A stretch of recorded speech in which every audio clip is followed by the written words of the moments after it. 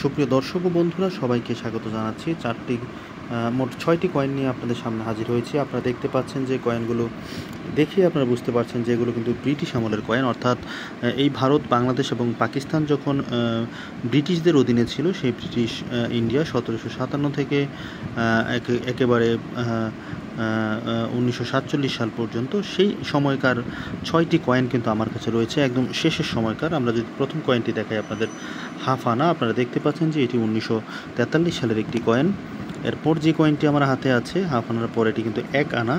আপনারা স্পষ্টতই দেখতে পাচ্ছেন যে এটি 1943 সালের 1 আনা, এবং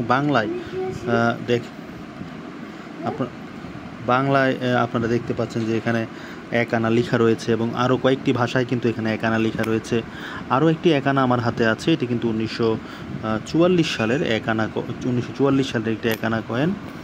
আমার কাছে আরও একটি 1 আনা কয়েন রয়েছে, এটিও 1954 সালের 1 আনা কয়েন। আমার কাছে রয়েছে একটি হাফ আনা কয়েন, এটি কিন্তু 1942 সালের একটি হাফ আনা কয়েন। আপনারা দেখেই হয়তো বুঝতে পারছেন এটি একটি ফুটো পয়সা, 1 পয়সা, 1945 সাল।